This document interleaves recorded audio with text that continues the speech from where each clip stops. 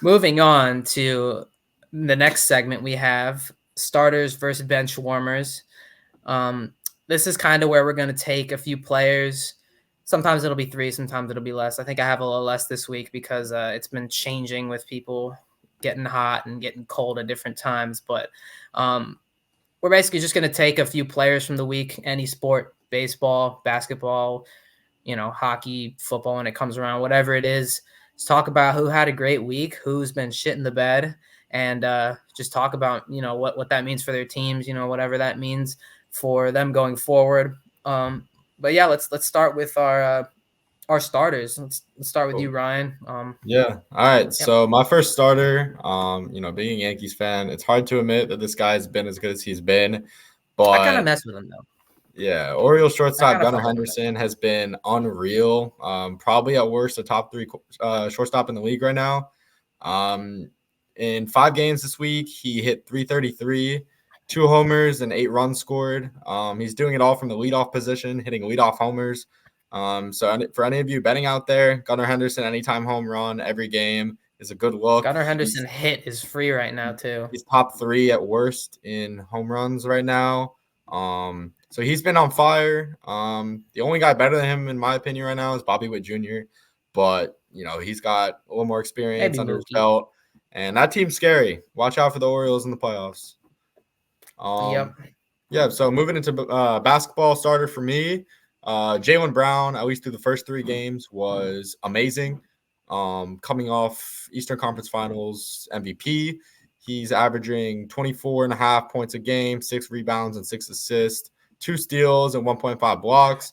Now, the reason the defense metrics are so important is because he might be their best on-ball defender right now is what it looks like. And that's crazy because I think Drew Holiday might be the best defender of all time. But I think Jaylen Brown is playing unreal defense. He's shooting 55% from the field through 3 games. Game 4 went 3 for 12. It looked like the Mavs just figured him out. They were making him take tough shots, down in the shot clock. And for me, he's equally valuable as Tatum right now. I know there's been a lot of Tatum scrutiny. Personally, I like Tatum. He's a good player. But Jaylen Brown's been proving himself on both ends, and I think he's 1A to 1B with Jason Tatum. And my third starter of the week, like Austin was saying in the beginning, I'm more the soccer guy. I watch a lot of the matches, big fan. I got to go with Matt Turner. So the USA goalkeeper, he's an Arsenal guy. He was put on loan this season. He was actually sold, but he got benched in the Premier League. Coming off like a big World Cup with the US where he kind of made a name for himself. He got benched. So coming into this tournament and these friendlies, it was like, is he our guy? We don't really have that goalie that other teams do, but I got to give him credit where credit is due. 11 saves versus the best team in South America, Brazil, is unheard of. He won us a point there, essentially, 1-1 draw. There's no points in friendly, but he won us that draw. He's going against Vinicius for 90 minutes, Rodrigo for 90 minutes, and 17-year-old Endrick, who I won't even get started on. He's future. 3 Real Madrid guys. Lays. Yeah, he's the boy. 3 Real Madrid guys against a benched Premier League keeper, and holding them to 1 goal, which the 1 goal was on the defense and on the midfield. I got to give him credit. All right, so I don't have a big 3, but I've got a big 2 because I had to switch it up a little bit. I had Bobrovsky on here. I was gonna leave him on here. He's been fantastic in the playoffs, to preface, and he was fantastic in the first 3 games, especially game 1. But I could not, in good faith, keep him on here after he got absolutely fucking bombshelled in game 4. Like, do I know puck? I'd like to think I know a little puck. I had to take his ass off here, but kind of a half shout out to Sergei Bobrovsky. But this one, as a Yankee fan and massive hater of this man, hurts me, but got to put out respect to respect is due. He's usually a little irrelevant now, but he's making himself a little relevant again. I think he got his ass kicked by the Yankees, so it kind of woke him up. But that's a Twins shortstop, Carlos Correa. Dude, over the last 6 games, 15 for 25, 8 Unreal. RBIs, 3 home runs, 9 runs scored. He's actually going fucking insane right now. Like those numbers are like prime trash can banging Houston Astro Carlos Correa. Yeah. And he honestly hasn't done that for the better of, I would say, the last 3 seasons, definitely the last 2 seasons, including the beginning of this one. So I mean, who knows? He's hot again. I mean, I kind of think of him as like I said, ex hater of him because I just kind of think of him as a little irrelevant now. He sits around on the Twins and the Yankees own the Twins, and he's just kind of mid. But like he's been going off. He's like Javi So Baez on the Cubs right now. a little bit. I'd say he's certainly Or better than Javi what the Baez fuck? on the No, he's on. Tigers. On the Yeah, it's fucking Tigers, Tigers. Bro hit he's ninth definitely in National. better. He's definitely better than Baez. Yeah, Baez should yeah. be DFA'd damn near at the end of this year. But Correa is a little better than that. But he's been going nuclear lately, so I had to give him a shout out. I think he got woken up by getting absolutely cut up by Luis Heel. And then speaking of the Tigers, my next shout out goes to Riley Green, former top 5 overall pick. Another swing and a miss, I would dare to say, by the Tigers in the top 5. But, over the last 6 games, 9 for 26, 3 home runs, and 11 RBIs in 6 games. That's not too bad. So he's been kind of tearing the cover off the baseball. Again, he's been, I would say, what most Tigers fans would agree, very underwhelming to this point in his career for the expectations he had. But, we'll see. We'll see how he pans out. He's hot right now, so I had to give him a shout out. And we'll move on to your bench warmers here. Yeah. So my first guy is Derek Jones Jr. And these playoffs, he's been pretty much like a different player. It kind of looks like Jason Kidd has put in like a number with like him and PJ Washington, kind of like teaching them how to like play. I guess play the big man position. Like get the ball, pass, run right to Luka and Kyrie, set a screen and roll, or get to the corner open because Derek Jones Jr. has been eating off of that. He's been playing amazing defense. He was the primary versus Shea Gilgeous-Alexander. He guarded Paul George. So his length and size gives him a big advantage, and that's why he's been starting every game after getting picked up on like a veteran minimum this offseason. But through 3 games, he was averaging 6 points, 4 rebounds, assists, and a steal, where he was probably doubling that in last series. So maybe one of the bigger reasons why the Celtics are beating them. They're forcing him to take shots, and he's not hitting them because he's not getting those open dunks from Luka like he was. Yeah. He's taking only 6 that shots per game right now. And On for that me, note, I would say just all the Mavs role players in general just like have not been as effective as what's gotten them to this point. But continue. yeah, Sorry about that. nah, for sure. So my next guy, gonna be a little fun to shit on him as a Yankee fan. So Jordan Montgomery, after winning a World Series with the Rangers, holds out because he thinks he deserves money. And World Series runner-up Diamondbacks say, "Fuck it, we're in the World Series. Let's go get the Rangers pitcher." They get Jordan Montgomery, and this week he gave up 17 earned runs in 11 innings. His ERA since May 25th has gone from a 4.7 to a 6.6, and that's about 5 starts. I think he's given up in all his 2024 starts. I believe he started about 10 or 11 games because he didn't start the season. He had to hold out a little bit. He's given up under 2 earned runs once. This is a World Series champion last year. One It's a time giving Scott up Boras under 2 earned masterclass. runs. Yeah, so he's been shit. And as a fantasy baseball player myself, whenever I see a hitter playing him, I instantly start them.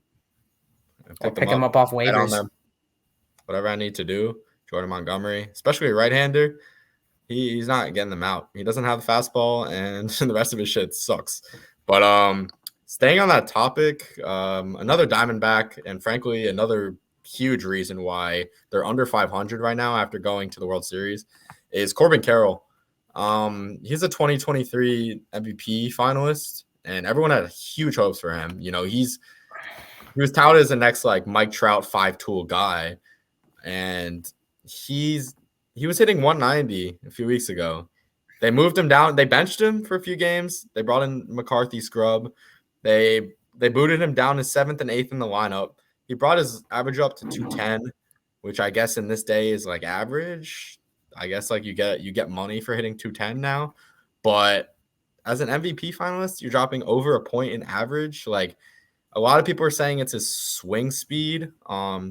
Big new metric people are kind of looking at, but I don't know. Maybe I don't know if you can send him down. I think he'll bounce back though. I'm a fan of Corbin Carroll. That's my twin, so I mess with him. He's got a nice lefty swing. I think he'll figure it out. May not be this year. You also have the All-Star break. I mean, that's a relevant amount of time for people to kind of reset and work on some things. So we'll see how he performs post All-Star break if he doesn't turn it around before then. I think he could turn it around. But yeah, he's had a rough start to the season. But yeah, let me give you some of my bench warmers now. We kind of talked about him a little bit earlier, but Tim Hardaway Jr., Knicks legend. Dude is a bum now. He's making $18 million a year to be the Mavericks version of Evan Fournier and take up space on their bench. He did not fool me with those whatever fucking 15 points or whatever 14 points he had in fucking garbage time when he went like 4 for 5 from 3 or whatever. It didn't fool me with that, buddy. So he is still a bum. He was scoreless in 19 minutes in game 3. And it's just kind of crazy to me because I mean, I think he was starting at points last or in the regular season. I know they made some trades and probably started bringing him off the bench. I don't watch every Mavericks game, but I mean, he averaged 14 points a game in the regular season. I know he's kind of like, he's just a spot up 3-point shooter, should make a decent amount of his shots. I mean, that's kind of what he's known for, pretty much all he can do, but he hasn't even been able to do that. And it's just kind of crazy to me how he's just faded into this non-factor who doesn't even come off the bench in a regular game after being, I mean, a pretty decent contributor during the regular season. I know the playoffs are a lot different, but I mean, come on, dude. That is kind of crazy, especially making that type of money. It would be nice if they had a knockdown 3-point shooter right now. They'd probably be in a better position against the Celtics. But then kind of moving on, I almost took him off as well, but then gave him the Sergei Bobrovsky treatment in reverse. But I figured he still deserves a little bit of flack. But Connor McDavid, and I'm a McDavid fan, but aside from game 4, I mean, he was scoreless before that. He had 3 assists in the first 3 games, and this is the guy who I believe was tied for the most assists in the regular season. I mean, he was just kind of not necessarily playing bad, but just for the best player in hockey, like he was just kind of a ghost out there. They were really effective at taking him away. And I don't know, in the Stanley Cup Finals, if you're the best player in hockey, like you just can't let that happen to you. Like, you're nobody's perfect, but if you got to find a way to make some kind of impact or at least draw some kind of attention to free your guys up. I don't know. He was very underwhelming to me. I almost forgot he was out there in those first 3 games. Now he bounced back in game 4, so we'll see how he finishes the series. But yeah, he was not playing well up to that point, and that was a big reason why they've been down so much. So yeah, those are our picks for this week. Let us know in the comments also what you guys think or who you guys think we missed over, who's been performing either terribly or who deserves a little shout out for balling out. One more piece of baseball news we kind of forgot to mention. Jose Abreu signed and released and relegated to the dark lands of irrelevancy.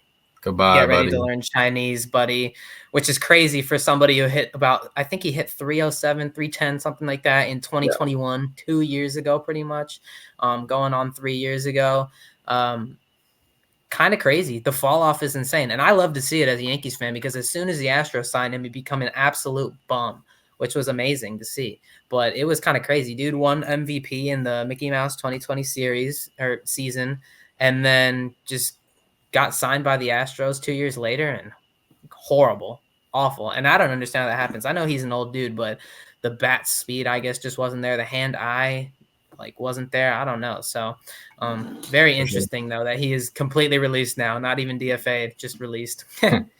So that's what they get. They're slumping, and they figure that fires someone up, I guess. All right, guys. So we're going to move into a segment, and this is, maybe my favorite segment. It's gonna be the one where we interact with you guys the most. So going forward, anything on your mind, let's hear it. So our segment is called the hot seat, and what it is we're gonna hear your guys' biggest and boldest takes of any sport, any topic, and we're gonna give our opinions on them. Whether they're completely agreeable or like absurd. We're gonna say what we think. All right, let's get into it. First one coming from one of our buddies, Ryan Tweedale. He tells me and us that the New York Football Giants can be a playoff team this year. Now, Ryan, you're a Giants fan, unbiased. What's your first thoughts on that? No. No, the answer is no. As much as I would love to see progression from DJ, we got Brian Burns. Yeah, we got Malik Neighbors. Darren Waller makes music now. Not good music. Like maybe we should play it at practice. Music. Maybe it'll fire everyone up. But no. So going Or back, maybe first of all, depress the everyone. division's too good. We're 0-4 in the division already. We're not beating the Eagles or the Cowboys. We're not coming close to winning the division. The only hope would be sneaking into the 7th seed, and frankly, the NFC I think is too good. We have, I think, at worst a top 3 hardest schedule. So I'm looking at 5 to 6 wins. I think that's pretty unbiased. I think we have a decent future for sure. We got to build, but we're not close to competing right now. Yeah. Look, Mr. Tweedale, I'm gonna look into the camera here. The Giants are not making the playoffs. Now, anything is possible except that. And no, I agree with you though. Jokes aside, like there's just really nothing that kind of inspires me that, like you said, like, okay, Eagles, Cowboys, top 2 in the division. They'll battle it out. That's a given. Sneak into a wild card. You could try. I think you have a pretty accurate prediction with 5 to 6 wins. I mean, I just don't think you guys have enough yet. You guys definitely had a good offseason, I'll say. I think you still kind of have to figure out the Daniel Jones situation. We'll see if he can kind of return to that pretty solid level of play he was giving you guys when you made the playoffs. But if he gets injured again too, you never know, because I mean he might be injury prone at this point. We'll have to see. And if he's injured again, that's something relevant. So I just don't think you guys have enough. But what I will say positive for Giants fans though is I do think Malik Neighbors, NFC Offensive Rookie of the Year. I think he's a firecracker, bro. He's gonna be good. He's gonna put up numbers regardless of who's at quarterback, unless you somehow end up with freaking Danny Cutlets or back there again. If that ends up happening, I don't know what to tell you. But regardless of who's at quarterback, kind of similar to my favorite, Mr. Garrett Wilson out there on the other side of New York. Kind of similar to his rookie season. He just was a dog, and like regardless of who was at quarterback, he's putting up numbers, getting 1,000+ yards.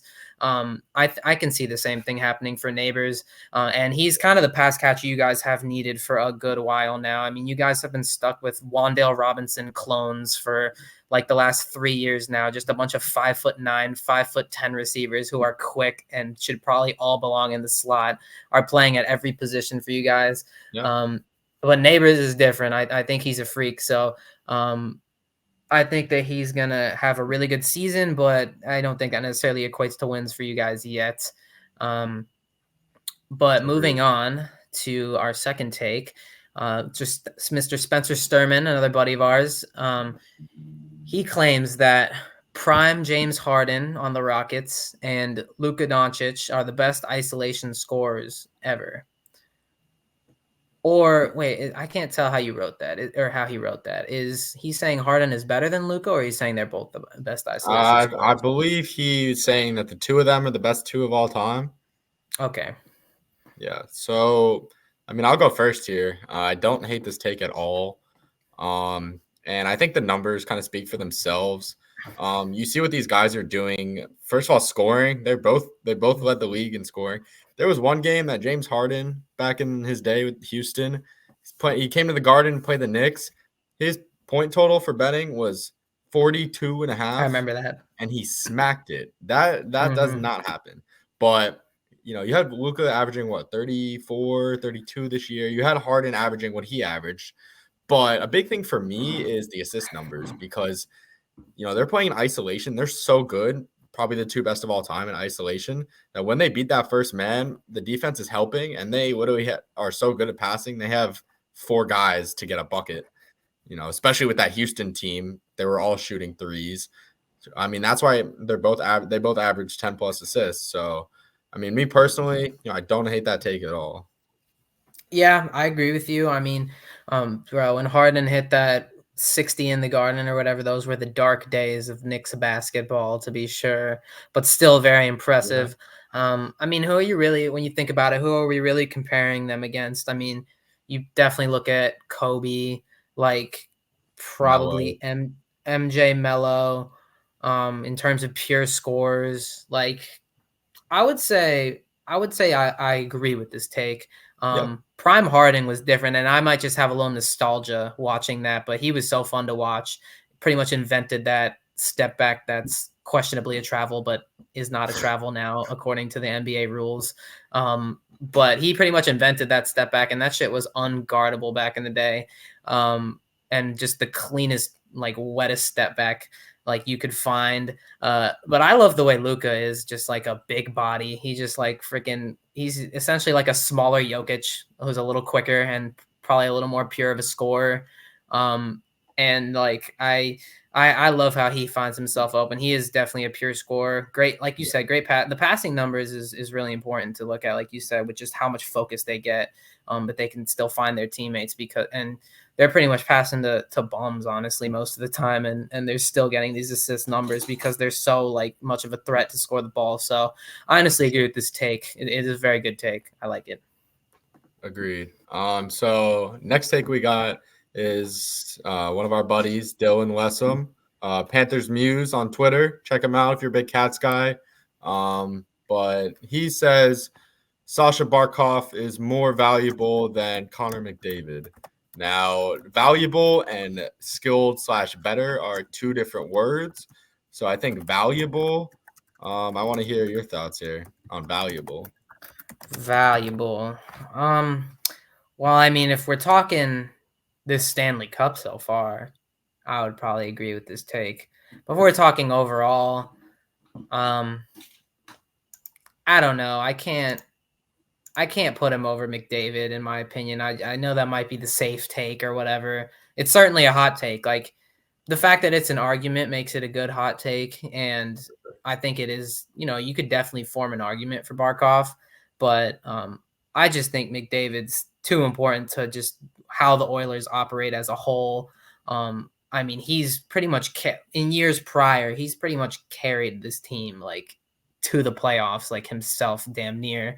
And it's like just of how much he can get everybody involved, like not just as a scorer, but I mean, he's the best passer in the league. Like maybe Kucherov is up there with him, but I mean, he's pretty much the best passer in the league. And I always think like when you're looking at hockey players, like offensive hockey players, like that's honestly a lot more like impressive and cool to me. Just like those guys who can just slang in crazy passes you would never think of just to their teammates. I think that skill alone, even if you can't really score, which is not the case for McDavid, it just that is going to make your whole offense better, your whole team better, and he's pretty much the best to do it in the entire league in terms of that passing. So I would disagree with that take. Now, if you want to look at right now, you could certainly make a better argument for that because the Panthers are in a much better position right now in the Stanley Cup. But I would say I disagree with that take overall.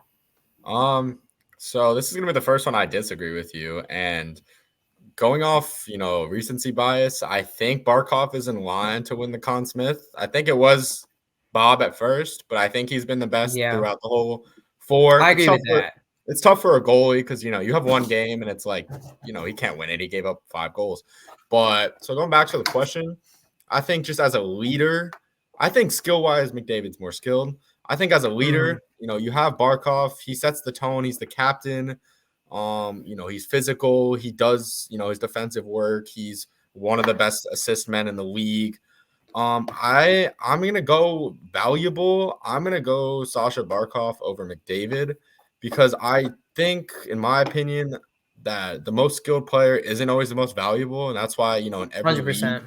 every league you see the more skilled guys not winning. You know, in fact, they're losing a lot because a guy like Barkov knows how to win. He's a winner. He's got the intangibles. He's a leader, and you can see that team plays through him.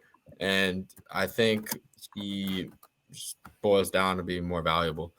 But definitely great question. And it's definitely, I think when their Yeah, that's a careers are good both said argument and for sure. done, I think it's going to be 50-50. And I think McDavid's numbers, scoring wise, are going to overtake. But, it's whether McDavid gets that Stanley Cup win or not. Moving on to our next segment here, the bench fantasy fix. We're going to keep it a little bit brief today because we honestly don't really know how much you guys necessarily want fantasy baseball per se, which is kind of the only real big fantasy sport to look at the moment. We'll talk a little bit about some fantasy baseball. Again, let us know in the comments if you guys want to hear any more. We could definitely go more in depth on waiver wire pickups, or even if some of you guys want to get into it in the future, if you guys want us to kind of talk on a more basic level of like just even how to get into playing, how the scoring kind of works, like what to look out for, things like that. We could certainly do that. I would love to do that as well if that's something you guys are interested in. And obviously when football starts coming closer, because we're not even really thinking about the draft right now. You still got to go through training camp, look at injuries and stuff. So we're gonna wait on fantasy football for now, but we'll definitely get into that as that starts coming around closer, probably sometime in July. Another guy surprised me this week, picked him up. Taj Bradley pitched 12 innings over the full week, 7 Ks versus Baltimore, 1 earned run, and 11 Ks, 0 earned runs versus the Cubs. Watch out for this guy. If you're a fantasy guy out there and you see Taj Bradley has a good matchup, he's going to get you strikeouts, especially if you need the points that week. It's worth a flyer for sure. Yeah, and on that note, not as much lately, but the Rays are pretty much known for breeding pitchers. So like Taj Bradley, I had him a few times last year when he initially got called up, but um, yeah, I mean, he's a Rays pitcher, and they've got a great pitching growth system over there. So Yeah, they kind of just shit out these dudes who are like just randomly good. So Taj Bradley could be good. He's got the build. He's a pretty tall dude with some good velo. So I think that he could definitely be a solid fantasy pitcher going forward. And in some injury news, we got JT Realmuto just hit the 10-day IL with a knee injury. Not sure how serious it is. Hopefully not serious, but I think I saw he'd be out a little bit like a month. So that could be something to look out for. He's had a pretty poor season fantasy wise so far, though. I would know because I have him on my team and he's been mid as hell. But I'm hoping he could turn it around after a little reset. I think some time on the IL sometimes can do some guys good. And he's a veteran, probably a top 10, well, definitely a top 10 when he's on a top 5 catcher in the league, in my opinion. So I think he could turn it around, but he's had a little bit of a rough year so far, fantasy wise. for sure. And Jason Dominguez, Yankees top prospect, was activated off the IL for his Tommy John surgery that he was rehabbing in AAA, and he's been killing it in AAA, by the way. Like, if the Yankees didn't have such a stacked outfield, he would already be in the league crushing it, I'm sure. But he's a switch hitting 21-year-old. I mean, this dude is the real deal. But right now, the Yankees are taking it slow, and he just went to the 7-day IL again with, I think I saw it listed as like a side injury or like a rib injury, something like Yeah, that, some maybe a hip strain or some injury, bullshit. some kind of strain. So hoping that's not too serious. He's only on the 7-day IL, but Yeah, like I said, don't really expect him to come up anytime soon and be valuable for fantasy, but possibly at the end of the season, or if you see an injury on the Yankees, be sure to look at what Jason Dominguez is doing, because if we do call him up, he could take a really prominent position in a really talented Yankees lineup. So he would be a very valuable outfielder to for pick sure. up if he does get playing time. No, for sure. So a few more injuries. Pretty much the Yankees of the West, the Dodgers. They lost. Yamamoto got taken out after 2 innings. Elbow injury. It's not looking good. No, My sir. guess is Rotator cuff. rotator cuff, even worse. Mm-hmm. And me and Austin were kind of talking about this good amount. With a guy who's 5'9", his build, it's going to be hard to sustain. So in my opinion, he's going to need to, start relying on that splitter, that off-speed pitch a little more, or else, like I was saying, his elbow is going to be next. Yeah, I've been talking about that with my dad too. Like, you see Yamamoto and you compare him to like a Shohei. Shohei is also not pitching this year due to an arm injury. Like Yamamoto's throwing the same velo as Shohei, and he's so much smaller Yeah. than him. And when you see these traditional like Japanese pitchers come over, they all have that disgusting splitter. That's like universal between all of them. But then all of them kind of sit around, aside from Shohei, who's just a freak of nature, they all kind of sit like 93, 94 at the tops. And Yamamoto comes out here and he's chucking 98. And I've been Yeah. telling my dad, I'm like, I don't know how long you can sustain that. Like, there's just certain things that just don't scientifically add up. And like a 5'9" dude, what is he probably? He doesn't have much muscle. He's probably like 5'9", 180 if I had to guess. It's a Like good build. a 5'9", 180 dude is not gonna be chucking 98 with his Yeah, arm holding up healthy for that much longer. So I think yeah, if he doesn't adjust his pitching style, this could be a little bit problematic for the Dodgers as the for years sure. build up on his contract. And the fact that we're already seeing a rotator cuff injury is pretty concerning for them. I'm not gonna lie. For sure. I mean, as a 5'9", 180 guy myself, I mean, I think I could throw 198 pitch. Are you 5'9" now? Standing on a couple I'm couple five pairs of eight. shoes. Keep going. Mookie Betts just got hit by a pitch the other day, fractured his hand. Look for the Dodgers to replace him. He's gonna be out. Fractured hand You takes a little can't bit to get. replace him. Look for them to get I I'll could throw out a try. name like a Luis Renjifo, a guy who plays every position, someone like that to hold down the fort. They just signed Kevin Biggio, who is hot ass. So don't touch him in any fantasy or betting you do. He is ass. He's been ass. Don't do it. Shifting to similar, we're going to give you guys, again, we're going to keep this a little brief today too. We're going to mostly focus it on a few of the Euros games and the basketball game that's going to be tonight, but we're going to give you some game 5 picks and a few Euros picks for betting. Don't want to give you guys get into it too much. We'll keep it pretty brief with this, but if you guys happen to catch this before these games actually pan out, then be sure to check these out. So let's get started. Yep. So the first pick we're gonna have, Lively's been on a tear, 17.5 points of rebounds. We got Luca, 8.5 first quarter points. He's been on a tear, coming out early. Look for him to keep scoring early, play probably a full 12 minutes. And then Derek White, 1.5 blocks and steals. I love this pick. Big defensive guy. He's playing 35 plus minutes. His role is to defend the point guard and the shooting guard. So definitely look at those three. If you're a betting guy, throw them in a lay, throw them single, and let us know how you do. And coming up on our final segment here, the bench bloopers. Probably going to be one of the more relaxed, more funny segments. Not relaxed, but just more of the funny segments. We've got a few funny videos and stuff we're going to be reacting to. We'll probably pop them up on the screen with us reacting to them. And you guys can check out some of the funniest things we found, sports related. Not necessarily all going to be recently sports related. We're going to obviously try to do anything that's just recently happened, but some of this stuff will be old. Hopefully it's stuff you guys haven't seen before. And yeah, let's get into it. You want to get us to the first video? Yeah, for sure. So the first video from the Euros, Federico Chiesa here absolutely cooks this Albanian scrub, and then gets, if you can see that, the guy reaches out and grabs him. Bro thinks he's Joel Embiid. He reaches out, grabs him, and Chiesa still manages to get the cross off. I've never seen That's that just getting cooked. I've never seen it before. I wouldn't even say it's a blooper. That's I've seen it. I saw it on a basketball court to my glorious king, Mitchell Robinson. I've seen it.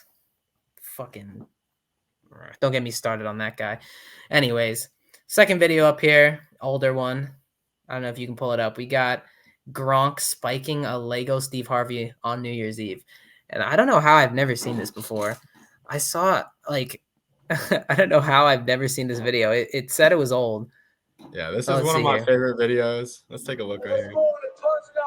So you got Gronk with Steve Harvey at 2020 New Year's. Steve Harvey's got a little Lego of himself. Wait, can you full screen it? What are you doing? Gronk picks it up, Mm, absolutely slams the shit out of it. Are you that's serious? just Gronk He being starts Gronk, kicking it. bruh. I don't want Wait, I wanted to hear what he said. Goofy ass. No, that Right. was. He pretty much gets pissed off, but yeah, Gronk, there's no way he doesn't have CTE. Gronk's just an interesting character. He plays into it though. He likes to play into it. You ever seen those like USAA commercials where he's like, I'm a member. Like, bro, like there's no way that shit is real, bro. He literally enjoys being paid to act like he's slow. It's hilarious. But Fair enough. I don't know if we're gonna pull this one up. I'd probably pull it up and or throw a picture of it up on the screen in post. But Nick Lopez was rocking a goofy ass blue fucking handlebar mustache for Kentucky in the College World Series. That was pretty funny to see. Honestly, I'm a Kentucky hater, but I thought that shit was pretty clean. And he's their leadoff hitter, and he's kind of gross. So like he bats like 350. He's getting on base with this goofy ass blue mustache, like. There it is. No, it's kind of clean. When I saw that shit in the game, like it's so noticeable when you're watching. Like you can just see it from the screen when he's batting. Goofy ass blue It mustache, literally bro. reminds me of like the Philly fanatic, like having fur on his face. That's Yeah, what I it's thought of when I ridiculous. saw it. Yeah, guys, that pretty much brings us to the end of that segment. A few things to look out for this week, and we'll be talking about next week. June 20th is the start of the Copa America tournament. I will be tuning in, and if I'm tuning in, it gives you guys no excuse not to tune in because For sure. I used to be a residential soccer hater, but now I'm going to learn some soccer. I'm going to learn some ball and hopefully come on with some takes that are actually knowledgeable. Got any preview to that? And the upcoming Euros are also coming up this week, but I'll let Somerville talk a little bit more about that. A few games coming up. We got Austria, France coming up tomorrow at 3 p.m. France are the favorite to win the Euro. Look for Mbappe to score. Then the 19th, we got Portugal, Czech Republic. And in the last two Euros, Portugal has put up the most goals in the whole tournament, and their groups have had the most goals of any group. So if you're a big bettor again, look out for the over. Look out for Bruno Fernandes. Just a few guys to keep an eye on. But moving back to USA sports. So looking back at NBA, guys, we got Game 5 of Mavs Celtics tonight at 7. And a little cool thing we're doing for this game. Look out for the post today. We're gonna be doing a $15 giveaway. All you got to do is follow us, tag one of your friends, and whoever gets closest to the correct score is gonna win. So let's hear it in the comments, guys. Yep. Hopefully you guys catch this video before the game, but if you catch it after, you'll obviously know the results, but should be a good one. We've got that game coming up. We've got the Oilers Panthers coming up on Tuesday. So again, very crucial game 5. And then the College World Series continues. We've got elimination rounds. Let me just make sure I've got my dates right with these so I can get you guys. I know tonight, Gators, well, I guess this afternoon, probably around when this episode goes up, the Gators will be in action against NC State. That's an elimination game for both teams. So winner go home for both teams on that one. Winner of that will go to play the loser of the Kentucky and A&M game, which is later Monday night. And you've also got Florida and North Carolina coming up on Tuesday. That is a winner go home series. And then we get into the actual 3-game sets between the teams once the brackets get filled out and after the elimination round. So that'll be probably taking place later in the week. I think it's still to be determined. So we'll probably talk about all this next podcast. And yeah, so that'll pretty much be the closeout. Anything you want to say, Ryan? No, I just want to leave it out there. Again, guys, this is our very first episode. So if you're tuning in, thanks for being with us from the start. And this is a podcast, me and Austin are going to give our honest opinions, but we really want to hear what you guys have to say, what you guys want to hear, what guests you want to see. We're going to be bringing on hopefully some games for you guys to hear some cool stories, some cool input. So, any ideas you guys have that you guys want to see out of us, we're all ears for you guys. So, give us a DM, give us a comment. And once again, Thanks for tuning in. Yeah, and bear with us also. First episode, gonna go through a few growing pains. Just remember, everything's gonna get better from here. We're working relentlessly. Me and him are great friends. We're very close, talking every day up in college, and especially when we go back to school together. We're both hard ass workers, so we're gonna be working to make this thing good. I know I personally have had a lot of fun in the few days that we've been working on it, seeing how much progress we've already made, and bringing this first episode together. So I know that we have a lot of potential in this thing. I know we both have a lot of great ideas. We're both going to put our all into making it as entertaining for you guys as possible. So, first episode kind of kept it a little bland, kind of kept it a little general, but expect a lot more creative content in the future. And like he said, we want to bring guests on. We both work in sports, know some pretty interesting people, I would say, from both sides who work in sports. So we definitely will be able to bring some pretty interesting guests on here for you guys, I think. And so with that being said, give us a follow if you don't already on Instagram. And I just got the Twitter up and running. So the Twitter is off the bench SP at off the bench SP. And I believe the Instagram is just at off the bench. Off the bench banter So, on yeah. Instagram. Off the bench banter. Give us a follow on both of those so you could be most in tune with our giveaways. We're going to put a lot of engaging like story posts and stuff on there too, polls. That's probably where we'll have you guys put in your hot takes if you guys want to submit hot takes for the week. So be sure you're following those to keep up with the podcast and everything. And thank you guys for watching and tuning in.